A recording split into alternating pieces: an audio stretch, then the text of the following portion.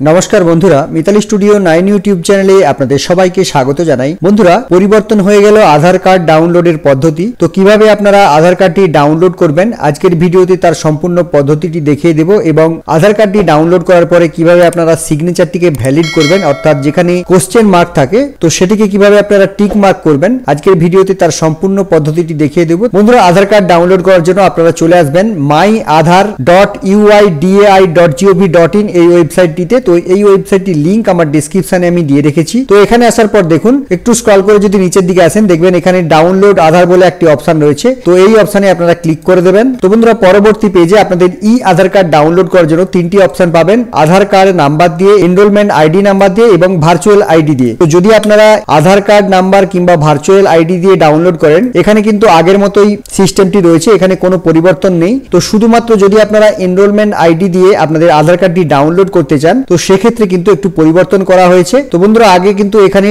Enrolment ID সহ date এবং টাইমটি পরপর বসিয়ে দিলেই কিন্তু আপনাদের আধার কার্ডটি ডাউনলোড হয়ে যেত। তো এখানে কিন্তু কিছুটা পরিবর্তন করা হয়েছে। তো এখানে দেখুন সবার প্রথম এই যে ঘরটি রয়েছে এখানে আপনাদের 14 ডিজিটের যে এনরোলমেন্ট আইডি তো সেই আইডিটি প্রথমে বসিয়ে দেবেন। তারপর এই ঘর থেকে আপনি যেই ডেটে আপনার আধারের জন্য এনরোল করেছেন অর্থাৎ নতুন তুলেছেন কিংবা কারেকশন করেছেন তো সেই ডেটটি এখান থেকে সিলেক্ট করে দেবেন। তো ডেটটি সিলেক্ট করার জন্য দেখুন এখানে যে ক্যালেন্ডার রয়েছে তো এই ক্যালেন্ডারের উপর ক্লিক করে দিলেই কিন্তু এখানে একটি ক্যালেন্ডার খুলে যাবে। তো সবার প্রথম এখান থেকে সাল সিলেক্ট করতে হবে অর্থাৎ যেই দিন আপনি আধার কার্ডের জন্য এনরোল করেছিলেন তো সেই সালটি সিলেক্ট করবেন। তারপর এখান থেকে সেই মাসটি সিলেক্ট করবেন, তারপর এখান থেকে ডেট সিলেক্ট করে দেবেন। তো এটি করে দেওয়ার পর কিন্তু দেখুন পরবর্তী যে অপশন রয়েছে এখানে টাইমটি কিন্তু আলাদাভাবে বসাতে হচ্ছে। তো টাইমটি কিভাবে আপনারা সিলেক্ট করবেন তার জন্য দেখুন এখানে একটা অপশন রয়েছে, ঘড়ির মতো একটি চিহ্ন রয়েছে। তো এখানে আপনারা ক্লিক করে দিলেই কিন্তু দেখুন এখানে টাইম সেট করার জন্য একটি টাইমার চলে আসবে। তো সবার প্রথম এখান থেকে আপনারা কখন এনরোল করেছেন দেখবেন আপনাদের এনরোলমেন্ট যে স্লিপটি রয়েছে তাতে একদম লাস্টের দিকে দেখবেন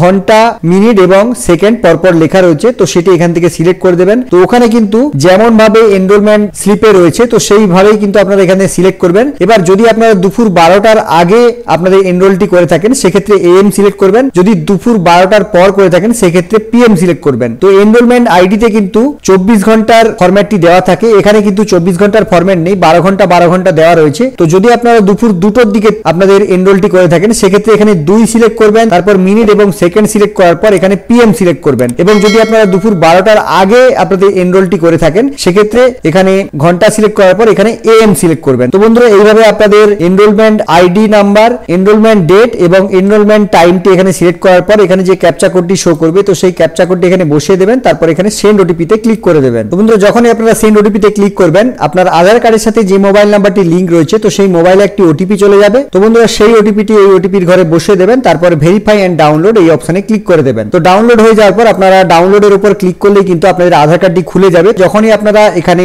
এটিকে ওপেন করবেন তো এই আধার কার্ডটি কিন্তু একটি পাসওয়ার্ড দিয়ে প্রোটেক্ট করা থাকে। তো পাসওয়ার্ডটি যার আধার কার্ড ডাউনলোড করছেন তার নামের প্রথম যে 4টি অক্ষর রয়েছে তো সেই 4টি অক্ষর ক্যাপিটাল লেটারে লিখবেন এবং তার জন্মের সালটি পরপর লিখে দেবেন, অর্থাৎ 8টি ক্যারেক্টারের এই পাসওয়ার্ডটি হয়। তো হিন্টস আমি দিয়ে রাখলাম কম্পিউটার স্ক্রিনে। তো এখানে প্রত্যেকের পাসওয়ার্ড কিন্তু আলাদা হয়, অর্থাৎ নামের প্রথম 4টি লেটার ক্যাপিটাল লেটারে এবং জন্মের সালটি পরপর বসিয়ে দেওয়ার পর এখানে সাবমিট অপশনে ক্লিক করে দিলেই কিন্তু আপনাদের আধার কার্ডটি খুলে যাবে। তো বন্ধুরা আধার কার্ডটি খুলে যাওয়ার পর কিন্তু আপনারা এখান থেকে প্রিন্ট করবেন না, কারণ দেখুন এখানে একটি সিগনেচার কিন্তু ভেরিফাই নেই, এখানে কিন্তু কোশ্চেন মার্ক রয়েছে। তো এটিকে আপনারা প্রথমে সেভ করে নেবেন, সেভ করে নেওয়ার পর আপনাদের পিডিএফ রিডারে ওপেন করবেন। তো বন্ধুরা যখন এটাকে পিডিএফ রিডারে ওপেন করবেন কিছু পিডিএফ রিডার রয়েছে যেখানে কিন্তু অটোমেটিকলি এটা ইনস্টল হয়ে গিয়ে এখানে টিক চিহ্ন এসে যায়। তো যদি আপনাদের এখানে টিক চিহ্ন না আসে তো সেক্ষেত্রে এখানে আপনারা ক্লিক করবেন, তারপর দেখুন এখানে এরকম একটি উইন্ডো এসে যাবে। তারপর এখান থেকে সিগনেচার প্রপার্টিজ এই অপশনে ক্লিক করে দেবেন, পরবর্তী অপশন থেকে এখানে